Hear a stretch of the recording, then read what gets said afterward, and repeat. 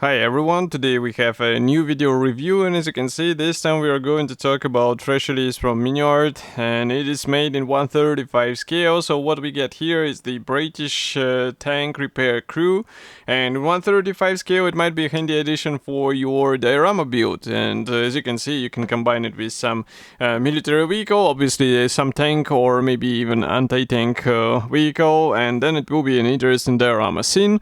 And what I have here on the table, that's the final shape of this release, and it means you will get exactly the same stuff as what you will see in this video review. You can get it already in Modelimix, for example. So the kit number is written here, it's 35489, and we get 4 soldiers here. The scale I already mentioned, and the box size, it's rather typical for such type of the release from Miniart, so here is comparison with my hand. Also on the side here you can see 2 other kits. I reviewed some of them, so you can find them easily on the same YouTube channel which you are watching right now. And on the opposite side you can see also several languages. These are the safety advices about the kit.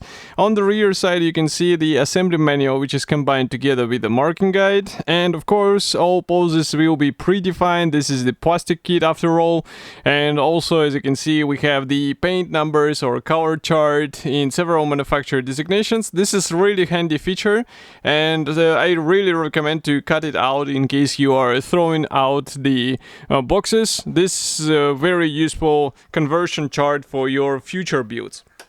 So this is a side opening box, and inside what we find is not that many sprues. As you can see, this is a really small package, and I just need to cut through it because it's a plastic bag, it's a sealed plastic bag, so that's why it's not that quick to open. But in the meantime, I can remind you that you can check other figurines from Miniart on the same YouTube channel which you are watching right now, and they usually release very interesting sets in 1/35 scale, so that's why it's worth checking them.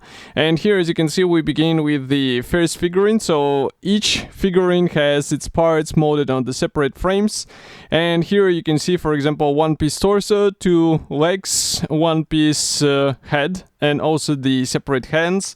The sculpting quality looks quite decent, so if I bring it closer, you can see also some surface details on this figurine. And as I was saying, there are no alternative poses or something of this sense. So all poses are predefined, and here from the opposite side you can see that there are no guiding elements as well, so you should be careful while joining all of this stuff together, but I think it's still doable, and the final result should be actually quite nice looking, especially considering the fact that we are dealing here with the plastic figurine. Next we continue with another figurine here. So this one is finished in the same style, I would say.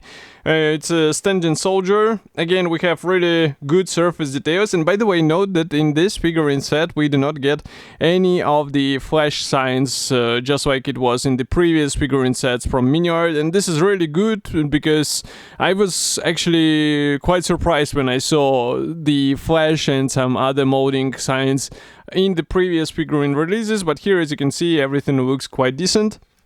And again, if I bring it closer to the camera, you can see the surface details are looking great. Here you can see also the facial features on this guy. Again, we have the head molded separately, and also here you can see the torso.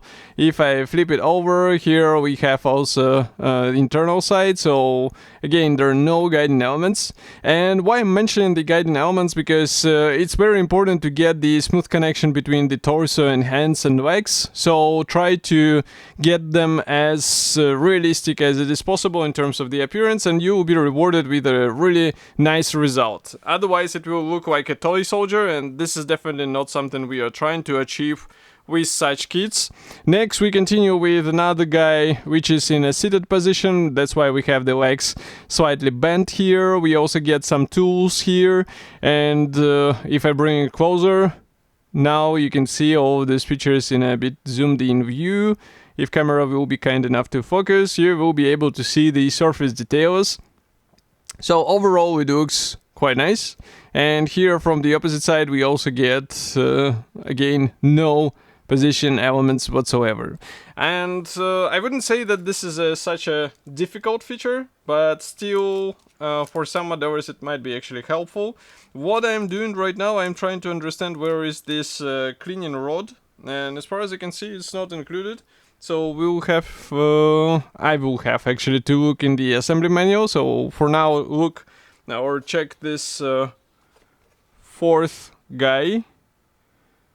And so the cleaning rod, I guess you will have to source it by yourself because it's not included anywhere here. At least I do not see it here.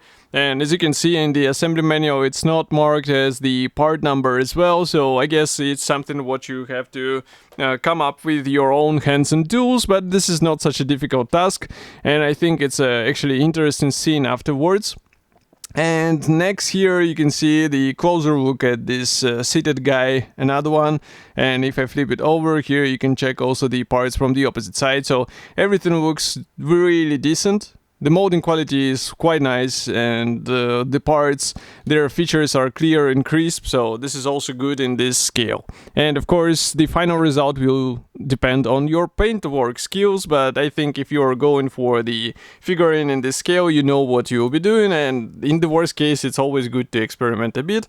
And of course, I will be happy to hear your opinion, so as I said, this kit is already available. Write what do you think about it here in the comment section below, and I will see you in the next video review as usual. Thank you for joining me today, and bye.